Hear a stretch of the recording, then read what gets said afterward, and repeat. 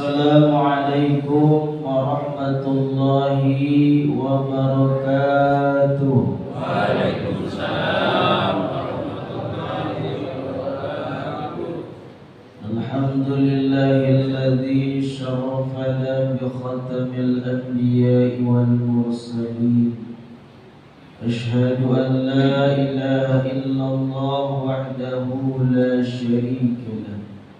وأشهد أن سيدنا ونبينا محمد عبده ورسوله. اللهم صل وسلم وبارك وكرم وعظم على سيدنا ومولانا محمد صلى الله عليه وسلم وعلى آله وصحبه أجمعين. أما بعد، وقد قال الله تعالى في آياته الكريمة: أعوذ بالله من الشيطان الرجيم. بسم الله الرحمن الرحيم. يا أيها الذين آمنوا كتب عليكم الصيام كما كتب على الذين من قبلكم لعلكم تتقون. وقال رسول الله صلى الله عليه وسلم: الجنة مستقاة على أربعة نوافذ: تل القرآن وحافظ اللسان ومطعم الجعان والصيام والصائمين في شهر رمضان. صدق الله العظيم وصدق رسوله النبي حبيبه الكريم. ونحن على ذلك من الشهيدين والشاكرين والحمد لله رب العالمين. Hadirin mukarram yang terhormat dan juga tentunya yang saya hormati, kepada para seluruh pengurus Masjid Jami Nurul Amal, wabil khusus kepada DKM kita Al-Qaram Al-Ustaz Samsul Bahari, namanya sama saya. Dan juga yang saya hormati guru-guru kita, Al-Qaram Al-Ustaz Darmadi, dan juga guru-guru saya yang lain, Al-Qaram Al-Ustaz Syukur Mahmud. Juga yang saya hormati para tokoh-tokoh masyarakat, Bapak Amil, Bapak Giroy, dan juga yang lainnya. Juga yang saya hormati para jamaah sekalian, bapak-bapak, ibu-ibu, adik-adik, yang tidak dapat saya kata namanya satu persatu, tentunya tidak mengurangi rasa hormat dan takjub saya. Yang mudah-mudahan kita semua selalu diberkahi oleh Allah Subhanahu wa Ta'ala. Amin ya rabbal alamin. Ini adalah lemesnya mah kenapa? Karena tadinya mah katanya mau diliburin ngaji. Kata saya, ya udah apa-apa libur, kalau lebaran ini ngapain ngaji baik gitu kan. Tapi semalam DKM nyamperin saya lagi nungguin jakar di depan jam 11. Sudah kita ngaji aja lah. Biasanya ngaji nggak ngaji kayaknya nggak enak. Ya udah kalau gitu mengaji baik, ada aja ngajinya. Makanya saya di sini dijadikan badal. Badal itu seperti ban serep, pernah saya katakan. Yang namanya ban serep nggak bisa tahan nggak tahan lama. Iya benar nggak? Ban serep di mana-mana juga kagak tahan lama. Jadi ini mah kali kita ngaji 15 menit, 20 menit, ya udah kelar gitu. Ya kira-kira begitu ya. Makanya ini mas sebagai badal saja ya, sebagai tahadusun bin nikmah. Memang saya pribadi merasa memang sudah kewajiban ya, meskipun sedikit ilmu yang saya miliki, karena memang ini kampung saya sendiri, kampung kita sendiri, sudah menjadi kewajiban saya memberikan apa yang saya tahu, apa yang saya bisa kepada jamaah sekalian. Kalau nggak saya kasih tahu kepada jamaah, ukurannya saya dosa. Masa orang kampung dewek salah dijamin baik. Nah inilah, dengan cara inilah alhamdulillah Allah memberikan kudrat irodatnya dengan izin Allah yang tadinya nggak jadi ngaji, ya mungkin gerak Allah. Jadinya saya disuruh ngisi kajian pada malam hari ini. Sekali lagi, bukan tujuan saya untuk menggurui, bukan tujuan saya untuk menasihati. Kita ngaji bareng-bareng, kita ngaji sama-sama. sama dan juga kita masuk surga sama-sama. Amin ya rabbal alamin. Pertama dan yang paling utama, marilah kita selalu memanjatkan puja dan syukur kita tentu hanya kepada Allah Subhanahu wa taala. Selawat salam mari kita sanjungkan kepada manusia pilihan sepanjang zaman, pembawa pelita hidup, penunjuk jalan yang lurus, juga pembawa rahmat bagi seluruh alam semesta tiada lain. Beliaulah baginda Nabi besar kita Muhammad sallallahu alaihi wasallam. Yang mudah-mudahan salawat salam kita sampai kepada keluarganya, para sahabat-sahabatnya, min jumlah tabi'atnya, dan mudah-mudahan pula kita diakui sebagai umatnya yang telah mendapatkan syafaatnya di yaumil kiamah nanti. Amin ya rabbal alamin. Kalau mati subuh kayak begini diserak, suara saya kalau subuh serak, makanya kalau ngimami juga serak. Jadi kalau ngomongnya agak balelo dikit wajar lah, apalagi puasa. Kalau kita serak puasa, batuk, mau minum apa orang lagi puasa, bener kan? Makanya juga kalau balelo dikit mah, kata-kata dikit mah wajar ya, bener ya? Iya, makanya gini, makanya kita nanya sama-sama ya, salah dikit mah wajar lah gitu ya. Jamaah yang dimuliakan Allah Subhanahu wa taala, alhamdulillah kita baru saja melaksanakan jamaah salat berjamaah subuh. Dijelaskan dalam kitab Qur'atul Nasir di sini kata Rasulullah sallallahu alaihi wasallam, wa man dawama ala jamaah fi Ramadan a'tahu Allah taala bi kulli raka'atin madinatan tamli'u bin ni'am. Kata Rasul, barang siapa yang membiasakan berjamaah. Kapan? Di Ramadan, di bulan Ramadan. Jadi orang yang biasa berjamaahnya subuh, zuhur, asar, maghrib, isya, tarawih, apa yang akan diberikan oleh Allah?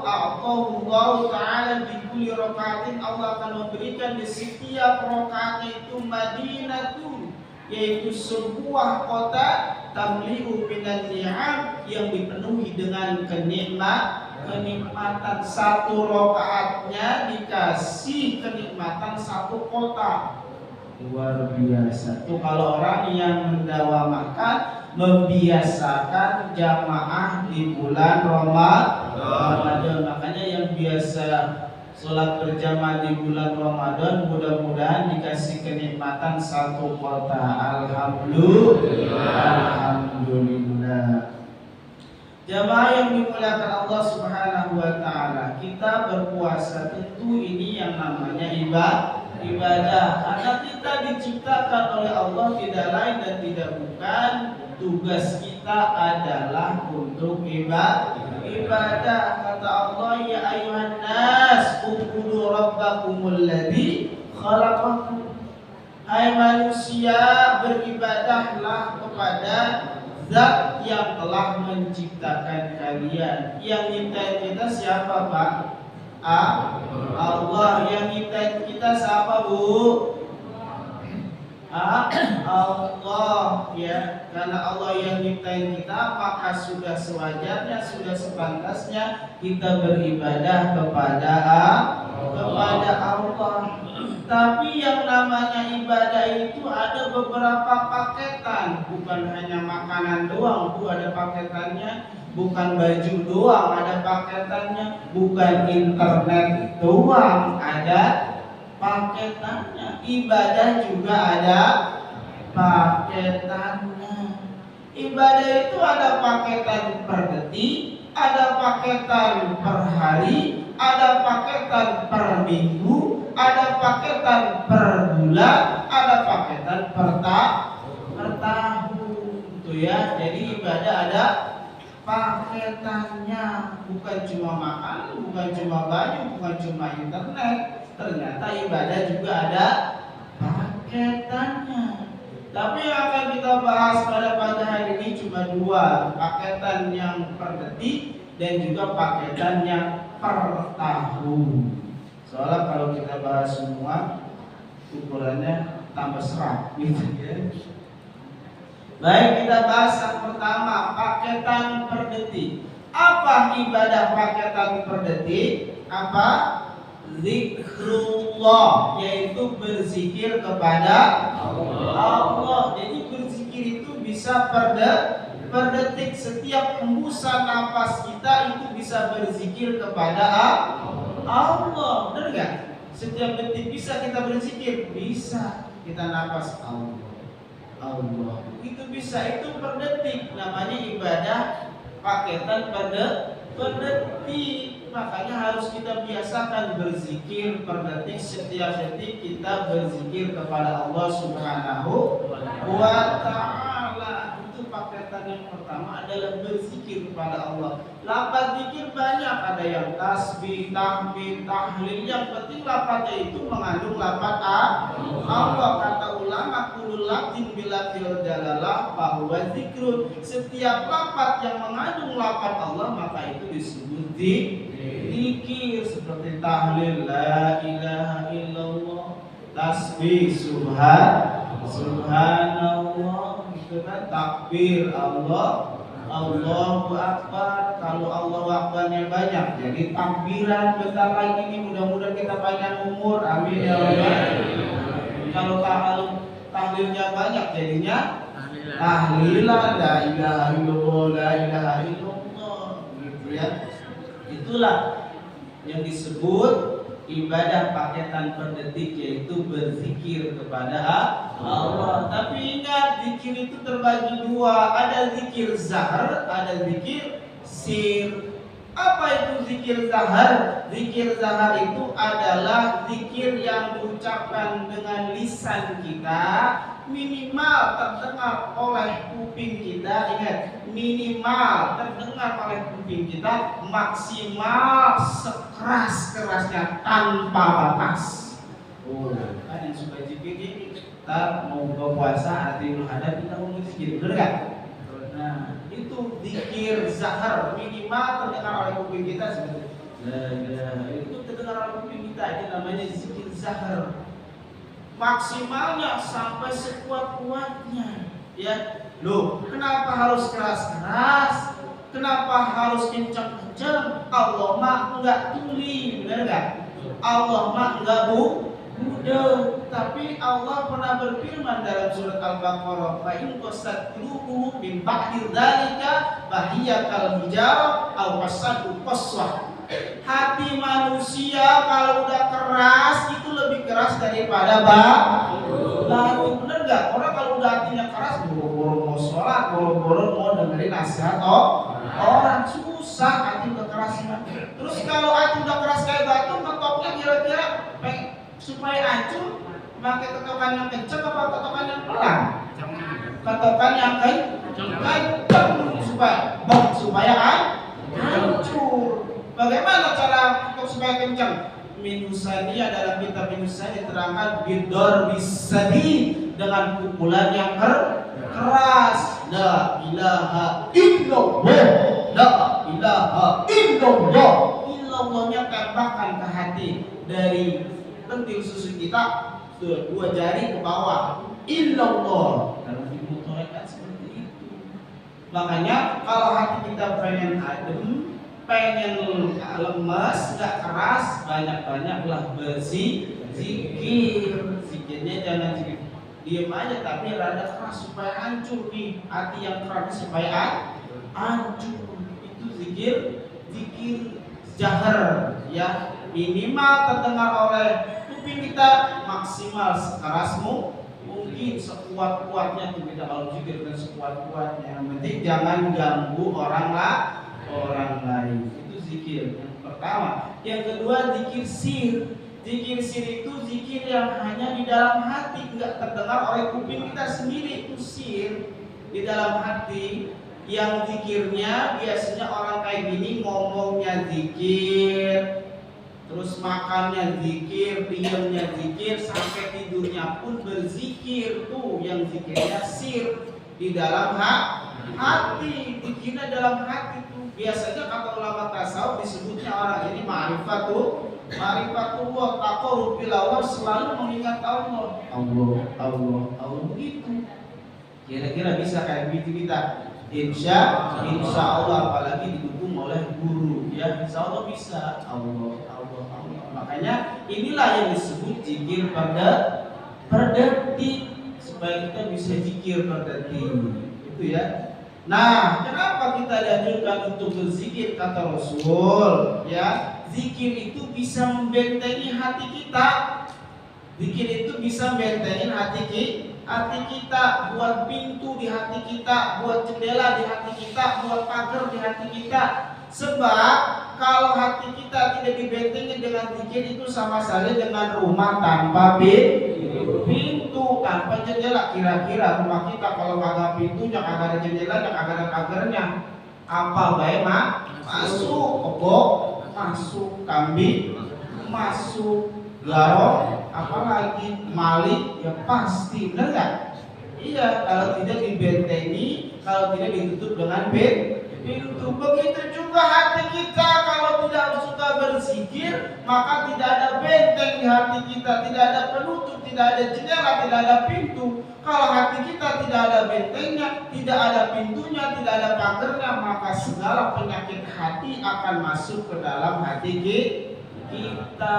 Hasud, dengki, ria, takabur, udah macam-macam penyakit hati masuk ke dalam hati. Makanya kalau kita merasa sering ngomongin orang, sering benci sama orang, berarti hati kita itu masih keras, hati kita masih kena penyakit. Nilainya bagaimana dengan banyak berzikir itu ya. Nah, itu pentingnya kita berzikir. Inilah paketan ibadah per detik, selalu berzikir kepada Allah. Apalagi yang sering kita dengar tuh ya, orang yang berzikir, man kalamullah, man qala la ilaha illallah bi akhir hayatihi dakhala jannah. Barang siapa yang mengucapkan la ilaha illallah di akhir hayatnya, akan pasti masuk surga. Makanya kalau ada orang meninggal, sering saya katakan nih, orang kampung Dewek nih, saya kasih tahu, kalau ada saudara kita sakaratul maut, jangan disuruh istighfar, bukan, tapi suruh zikir la ilaha illallah, bisikin di kupingnya, namanya talqin. Jangan istighfar Pak, istighfar lagi ngapa-apa, suruh istighfar. Diajarin juga lapar la ilaha illallah nih. Ini orang kampung Dewek saya bilangin ya. Kalau talqin itu pelan-pelan, jangan la ilaha illallah, la ilaha illallah ya, dia bingung. Pelan-pelan. Kalau digor-gor, ditenggorokan dulu, dimulai ditenggorokan, udah zikirin. Karena Abdul zikri fala kanahu la ilaha illallah. Karena dalam hadis sahihnya pun itu lafaz la ilaha illallah itu di kupingnya bisikin la ilaha illallah. Udah mulai parah nih. Udah mulai parah lagi, jangan la ilaha tapi Allah gitu. Jangan sampai dia menyebut la begitu. Ya, kalau la apa artinya la? Tidak ada dua artinya. Allahnya enggak ada, kecuali orang ma'rifat tuh baru la itu udah jadi Allah. Tuh, kalau ada orang sakaratul maut pasti enggak orang tua kita, enggak nenek kita, enggak engkau kita, saudara kita juga bakal sakaratul maut. Ya pasti setiap manusia itu pasti akan mati. Makanya kita belajar nih, talqinin kalau ada orang mau meninggal sakaratul maut. Kalau misalnya masih lama, masih di kaki, bacain Yasin. Kalau misalnya udah deket, itu pakai murakan yang udah sering nemuin pasti paham ya. Udah buru-buru talqinin ya. Itu makanya kalau ada orang meninggal, supaya dia bisa menyebut la ilaha illallah, kita tuntun, disebutnya ditalqinin. Itulah paketan ibadah yang per detik adalah berzikir. Nah, itu sedikit saja, kalau kita bahas panjang masalah zikir ya. Yang kedua, paketan ibadah per tahun. Apa paketan ibadah per tahun? Saumu Ramadan, puasa di bulan. Puasa Ramadan memang sebulan sekali, apa seminggu sekali, apa setahun sekali? Setahun sekali. Itulah disebut paketan ibadah per tahun, puasa di bulan Ramadan. Nih kita puasa nih. Kata Rasul, ada dua pengacara, ada dua pembela yang akan membela kita di hadapan Allah Subhanahu wa ta'ala. Tuh, di hadapan Allah. Di dunia saja kita bermasalah, kena narkoba, nolong ayam, nolong mobil, nolong motor, masuk pengadilan. Kita butuh pembela nggak? Butuh, supaya kita ya minimal dikurangi tahanan semasa tahanan, atau bagus-bagus bisa dibebasi. Bener nggak? Keluarga kita kena narkoba, tuh anak kita butuh pembela nggak? Butuh. Yang namanya orang tua puluhan juta nggak dikeluarin, bener nggak? Sejelek-jeleknya anak namanya orang tua mas sayang sama anak. Tuh, di dunia saja kita butuh pembela, apalagi nanti di hadapan Allah, di hari kiamat, di hari hisab, di mahkamah ilahiyah, di pengadilan Allah Subhanahu wa ta'ala. Kita butuh pembela, di mana ketika itu la yanfa'u malun wala banun. Tidak ada yang bermanfaat, anak-anak kita enggak manfaat di situ. Harta kita enggak manfaat di situ, enggak ada manfaat. Tidak ada manfaatnya, yaitu mungkin kita ketika hidupnya enggak sedekah, ketika hidupnya anak kita enggak ajarin ngaji, kita tidak jadiin anak kita anak yang soleh. Karena menciptakan anak soleh itu yang paling cakep adalah dengan dicontoh ma'fil aba fil abna. Ya, setiap yang ada di orang tua biasanya turun kepada anak-anaknya. Kalau kata peribahasa mah buah nggak bakalan jatuh dari jauh. Biasanya buah kalau jatuh nggak jauh dari pohonnya. Makanya kasih contoh, kalau pengen anak soleh ya kita pun jadi orang yang soleh. Kita mau acting di depan anak kita, lalu kita malas-malasan. Yang penting di depan anak kita rajin. Kasih contoh kepada anak-anak kita. Ini nasihat untuk diri saya pribadi ya, umumnya untuk kita semua. Kembali. Jadi yang ketika tidak ada yang bisa menolong kita, ketika tidak ada yang bisa membantu kita, harta nggak ada artinya, anak tidak ada artinya. Siapa yang menolong kita? Kata Rasul, asyam, yaitu puasa. Apa kata puasa? Ya Rabb, ana siyam. Wahai Allah, aku puasa. Laqad mana'tuhu uklan wasurban wasahwatan naharan fatasafaqtu bi. Itu kata puasa. Wahai Allah, aku telah melarang hamba-hambaku untuk makan di siang hari, untuk minum di siang hari, untuk melampiaskan syahwatnya di siang hari. Maka dengan keagunganmu, dengan kemuliaanmu, aku mohon berikanlah syafaat pertolongan kepada orang-orang yang suka berpuasa di bulan Ramadan. Ini kira kita lagi puasa apa enggak nih? Lagi puasa. Insya Allah yang penting puasanya jangan sampai membatalkan pahala puasa. Kan kata guru kita kemarin, riwayat Imam Dailami, Rasulullah pernah bersabda ada 5 kan. Kemarin guru kita bilang yang membatalkan pahala puasa itu ada 5. Kalau batalin puasa udah kita bahas awal tarawih ya. Kalau yang batalin pahala puasa kemarin sudah dibahas oleh guru kita ada 5 ya. Apa betul? Ya pada ya. Nazru bisahwat, melihat dengan sahwatan. Dia mau kayak pantat kebo juga udah nafsu. Kira-kira batal nggak pahala puasanya? Ya batal, meskipun kayak pantat kebo. Kalau di nafsu mah, yang penting jangan nafsu. Nah sekarang bagaimana kalau kayak paha cewek tapi jangan nafsu? Itu mah nggak batal. Yang penting jangan bersahwat, jangan nafsu. Ucapkan subhanallah, subhanallah. Oh bukan anak sahwat gitu ya. Itu ya. Nazul bisahwat. Kemudian al-ghibah, kemarin kita cari dulu kita tuh ya, ngomongin orang gitu ya. Kemudian al-kizbu, bohong, an-namimah, mengadu domba dan lain sebagainya, itu sudah kita bahas. Nah, yang namanya puasa kan la'allakum tattaqun, agar kita menjadi orang yang bertakwa. Cerita bertakwa, saya punya cerita. Kayaknya dulu pernah saya ceritain juga. Ada seseorang ingin cukur rambut di salon. Biasanya kalau mau lebaran pada cukur rambut, bener nggak? Maka saya cerita cukur rambut nih. Biasanya saya lihat kalau mau lebaran bisa pada cukur rambut. Ada seseorang mau cukur rambut ke salon. Pas datang di tukang cukur, itu tukang cukur ngomong, "Bang, abang percaya nggak sama Allah?" Ya iyalah saya percaya. Abang orang Islam? Iya. kalau saya mah nggak percaya sama Allah. Loh, kok bisa begitu? Emang abang orang Islam? Orang Islam. Lah kenapa kagak percaya sama Allah? Saya nggak percaya sama Allah. Buktinya di luar sana masih banyak orang yang susah, masih banyak orang yang kelaparan, masih banyak orang-orang sakit nggak sembuh-sembuh. Itu Allah mana baik? Katanya Allah maha adil. Dan dia juga sama-sama manusia. Kenapa yang susah tambah susah, yang belangsak tambah belangsak, yang sakit makin parah sakitnya? Tuh Allah kemana? Kalau memang ada, kata tukang cukur. Wah iya ya, benar juga tuh ada yang dicukur ya, benar juga. Allah kemana ya? Padahal sama-sama manusia. Nggak lama kemudian cukur beres, keluar dari pintu salon baru dibuka doang. Itu yang dicukur ngelihat orang rambutnya panjang gimbal di depan tukang salon.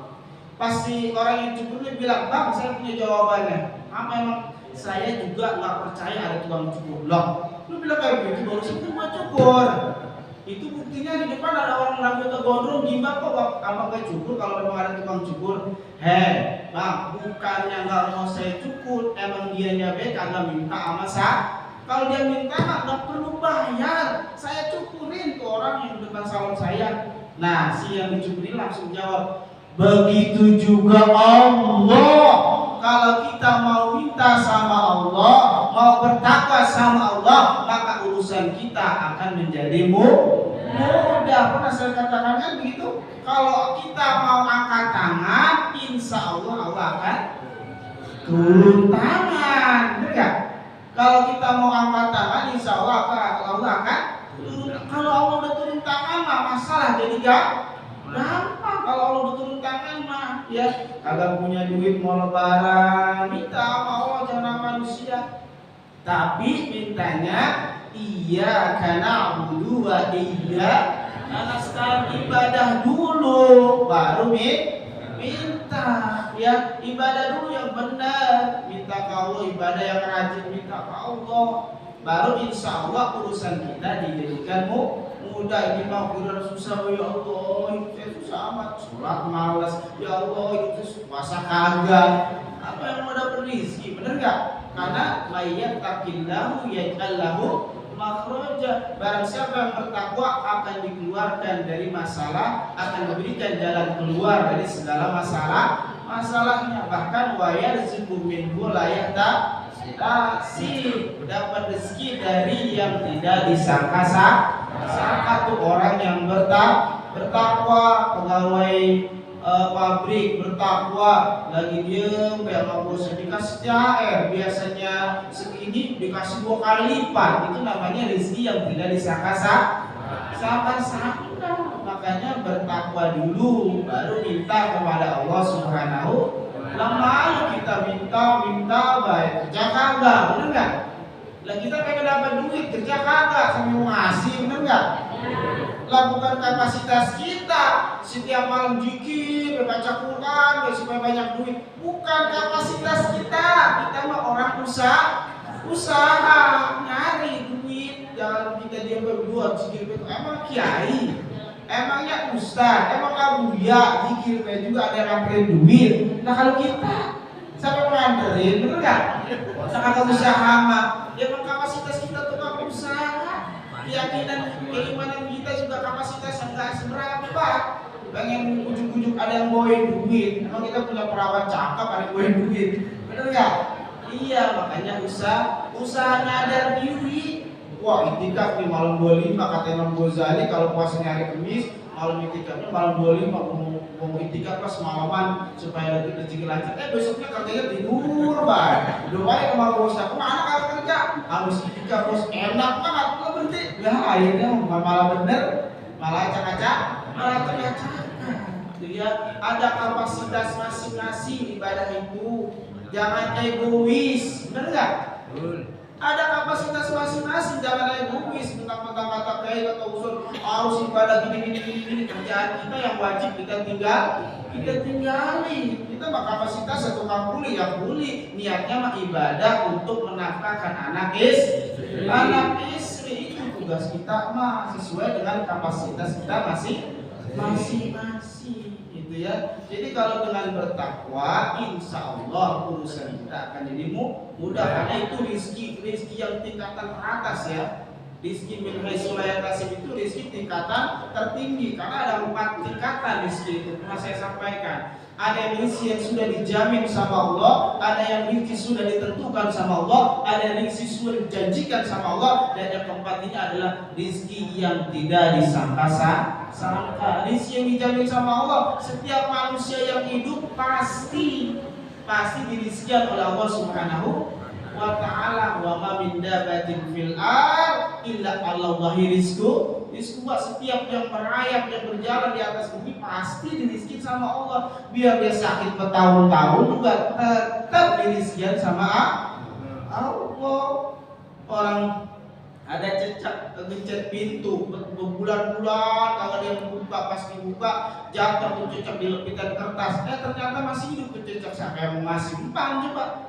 Siapa yang masih makan? Ternyata setelah diteliti ada yang masih makan. Makanya ada seorang waliullah nggak mau kerja, duduk baik, makain amalan tadi tuh, karena rezeki sudah dijamin sama Allah. Datang temennya, wahai saudaraku, kenapa kamu tidak usaha, tidak nyari kerja buat nyari rezekimu? Buat apa nyari rezeki orang udah dijamin sama Allah kok? Coba lihat tuh burung katanya, ada yang masih makan meskipun di sarang baik juga kemana-mana. Terus kata temannya, apa kamu mau seperti burung yang selalu menada? Sedangkan Rasulullah pernah masih tuntun kepada kita, lebih baik tangan di atas daripada tangan di bawah. Apa kamu mau nadah terus, mau minta terus sama orang? Usaha supaya bisa ngasih orang lain. Ada tambahan pahala, gitu ya. Itu isi yang dijamin oleh Allah. Banyak kalau kita bahas panjang lagi ya. Ini terakhir ya, cerita lagi nih yang penting banget ya, yang harus saya ceritakan hampir setiap bulan puasa, di mana-mana saya ceritakan tentang kisah ini ya. Kisah ini diambil dari kitab Tasawuf Modern karangan Buya Hamka ya. Dulu ada raja yang namanya Iskandar Dzulkarnain. Kenapa disebut Dzulkarnain? Karena tanduknya disebut julukan dan tanduk 2, karena menguasai dari Masyriq ke Maghrib, dari Maghrib dari barat ke timur, Masyriq Maghrib gitu ya. Kemudian suatu ketika Raja Iskandar Dzulkarnain mengajak prajuritnya untuk melaksanakan perang, menaklukkan suatu daerah. Tapi sebelum berangkat, kata Raja Iskandar Dzulkarnain, wahai para prajuritku, apakah kalian pada puasa semua? Insya Allah puasa nih, kira-kira deh. Insya Allah puasa ya. Kata Raja Iskandar Dzulkarnain, kita akan berangkat melaksanakan perang, tapi nanti malam kita akan melintasi sebuah sungai, dan di sungai itu ingat pesanku, apapun yang kalian injak, apapun yang kalian sentuh, ambillah. Apapun yang kalian injak, apapun yang kalian sentuh, ambillah. Berangkatlah singkat cerita para prajurit. Tengah malam lewatlah para prajurit melalui sungai tersebut. Tapi yang lewat sungai itu ada 3 golongan. Golongan pertama, golongan yang paling gagah, yang paling hebat, yang paling perkasa. Dia lewat tidak mengambil sedikit pun yang dia injak di sungai itu. Padahal raja udah bilang, ambil apapun yang kalian injak, yang kalian sentuh di sungai itu. Tapi dia gak ambil, karena merasa paling gagah. Buat apaan bawa batu berat-beratin. Dan golongan yang kedua mengambil ala kadarnya, hanya sekedar menuruti perintah raja. Golongan yang ketiga mengambil apapun yang dia injak di dalam sungai itu, mau yang gepeng, bulat, lempeng, mal, dibawa semua. Sampai berat-berat tasnya, sampai ngos-ngosan saking beratnya dia bawa tas. Singkat cerita, berkumpullah di lapangan di pagi hari. Ditanya oleh raja, wahai para prajuritku, apa yang kalian ambil tadi malam di melewati sungai? Kata golongan yang pertama, saya tidak mengambil apapun tuan raja, itu cuma sekedar batu, buat apaan? Baik kalau begitu, kata raja. Golongan yang kedua, tuan raja, saya mengambil ala kadarnya 1, 2, 3, hanya sekedar mengikuti perintahmu tuan raja. Baik kalau begitu.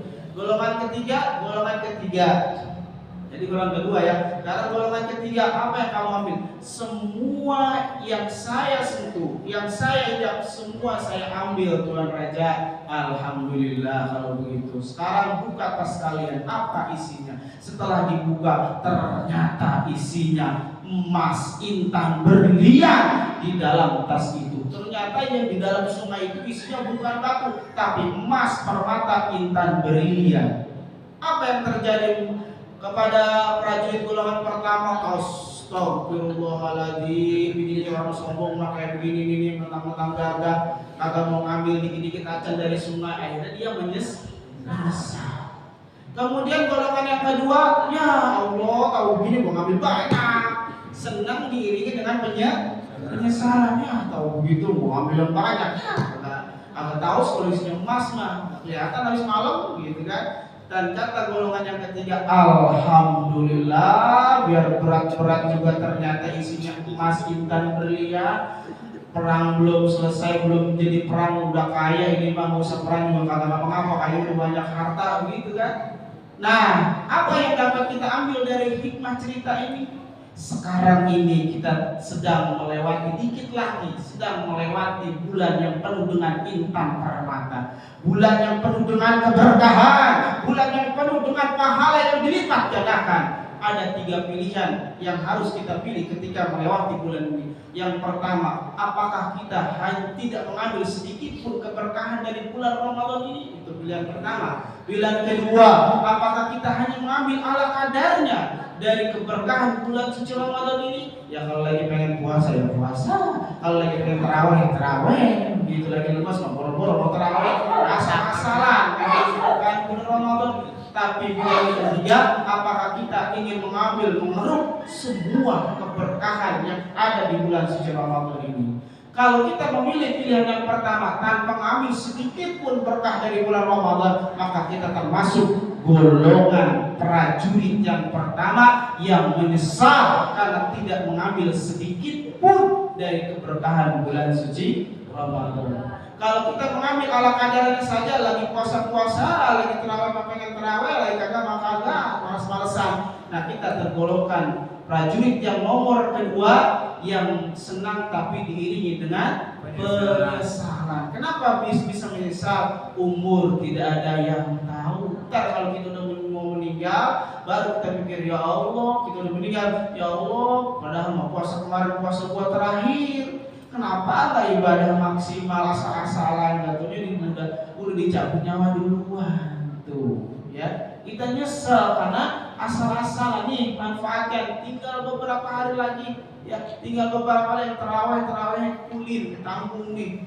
Kalau mau belanja ternyata habis terawih, gitu ya. Puasanya pulin, yang lagi puasa nih baca Qurannya tamatin, yang mau tamat mah ya. Yang nggak tamat ya baca 2 ayat 3 ayat mah begitu. Nah, kalau kita pilihan yang terakhir, kita semua perlu keberkahan bulan Ramadan, maka kita tergolongkan prajurit yang nomor ketiga yang bahagia dunia dan akhirat. Inilah ciri orang yang mendapat keberkahan di dalam bulan suci Ramadan. Terakhir, yang penting adalah sebelum datangnya hari raya Idul Fitri, hari kemenangan, ada satu kewajiban yang harus kita tunaikan sebagaimana yang tadi disampaikan oleh DKM kita, yaitu bayar zakat. Apa kata Rasul? Shaum syahrul Ramadan mu'allaqun bainas sama wal ard hatta bi zakatil fitri. Puasa kita akan gantung di antara langit dan bumi, ya. Di antara langit dan bumi, tidak naik, tidak turun, hatta bi zakatil fitri, sehingga kita tunaikan kewajiban kita dengan membayar zakat fitrah. Makanya selesaikan zakat fitrah. Zakat fitrah itu terikat dengan 4 hukum, ya. Ada yang sunnah, wajib, makruh, haram bayar zakat. Tuh, menurut ilmu fikih, awas hati-hati. Yang sunnah mana? Selama dari tanggal 1 sampai terakhir bulan Ramadan itu sunnah hukumnya. Makanya bayar zakat sunnah, dapat wajib, dapat sunnah. Kalau wajibnya mana? Ketika malam takbir, mulai akhir Ramadan, malam takbir habis maghrib sampai menjelang sholat Idul Fitri, itu udah wajib. Nggak boleh enggak, harus bayar zakat fitrah. Mana yang makruh setelah sholat Idul Fitri sampai masuk maghrib hari Idul Fitri. Mana yang haram yaitu setelah beres hari Idul Fitri maghribnya bersono terus itu haram. Bukan haram bayar zakatnya, tapi kelakuan bayar zakatnya yang haram. Sama kayak orang baca Quran di masjid, ganggu orang sholat, haram baca Qurannya. Bukan baca Quran yang haram, tapi hakikat Quran yang haram, tapi baca Qurannya yang haram. Makanya kalau baca Quran di masjid nyadar diri, ini bukan tempat baca Quran, tapi sajadah yasjudu sajadan fa huwa sajidun wa dzaka masjidun usjud las tasjud masjidun masjidun.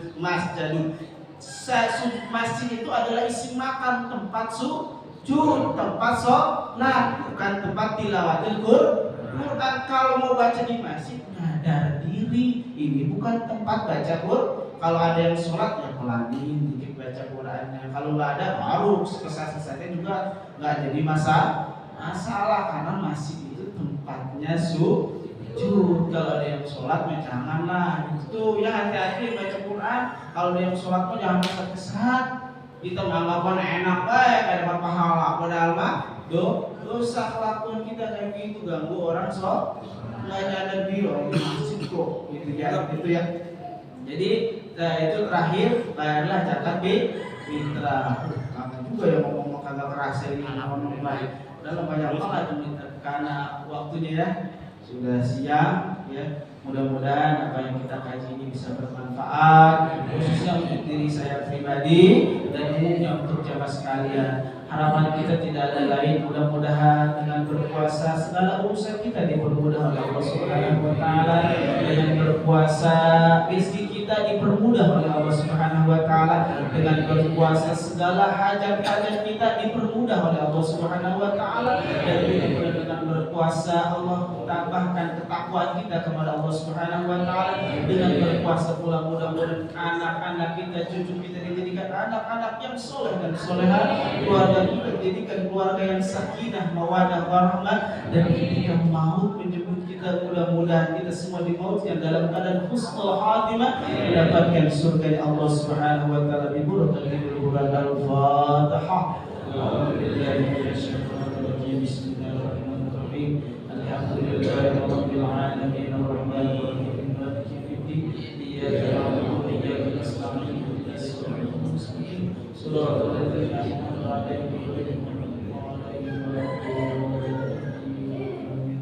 Segini demikian perwakilan mohon dibukakan pintu maaf yang seluas-luasnya. Hadanallahu wa iyyakum ajma'in. Assalamualaikum warahmatullahi wabarakatuh.